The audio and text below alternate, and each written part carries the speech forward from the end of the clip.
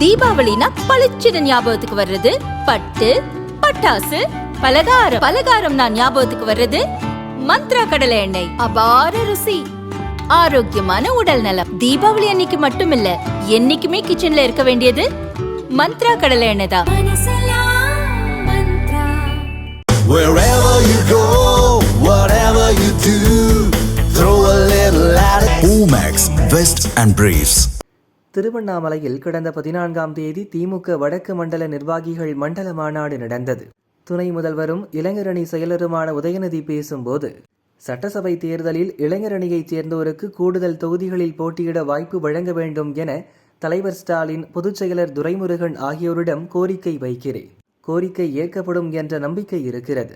அப்படி நடக்கும் பட்சத்தில் அடுத்த முறை சட்டசபைக்கு திமுக சார்பில் கூடுதல் எண்ணிக்கையில் இளைஞர்கள் செல்வார்கள் என்றார். உதயநிதியின் இந்த பேச்சு சீனியர் அமைச்சர்கள் மத்தியில் அதிர்ச்சியை ஏற்படுத்தியுள்ளது. ஆனாலும் இந்த விஷயத்தை தங்களுக்கு சாதகமாக மாற்றும் முடிவில் அவர்கள் இருப்பதாக தெரிகிறது. இளைஞர்களுக்குத்தான் வாய்ப்பு என்கிற போது இளைஞர்களாக இருக்கும் தங்களுடைய வாரிசுகளை களமிறக்க அவர்கள் முடிவெடுத்துள்ளனர். இது பற்றி திமுக மூத்த நிர்வாகி ஒருவர் கூறும்போது, வேலூர் மாவட்டம் காட்பாடி தொகுதி அமைச்சர் துரைமுருகன் வயது முதிர்வு காரணமாக வரும் தேர்தலில் சீட் கிடைக்காமல் போகலாம் என்று நினைக்கிறார். அதனால் தமது தொகுதியில் மருமகள் சங்கீதாவுக்கு சீட் கேட்டு பெறலாம் என்று நினைக்கிறார். ராணிப்பேட்டை அமைச்சர் காந்திக்கு அவ்வப்போது உடல்நிலையில் பாதிப்பு ஏற்படுகிறது. அதனால் தேர்தலில் ஒதுங்கிவிட்டு தமது மகனும் கட்சியின் சுற்றுச்சூழல் அணி நிர்வாகியுமான வினோத் காந்திக்கு தமது தொகுதியை கேட்டு வாங்க முடிவில் இருக்கிறார். முன்னாள் அமைச்சர் பொன்முடி விழுப்புரம் மாவட்டம் திருக்கோவிலூரில் வென்றவர்.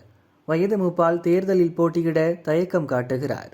தன் மகனும் மாவட்ட செயலாளருமான கௌதம சிகாமணியை திருக்கோவிலூர் தொகுதியில் போட்டியிட வைக்க திட்டமிடுகிறார் என திமுக நிர்வாகி கூறினார்.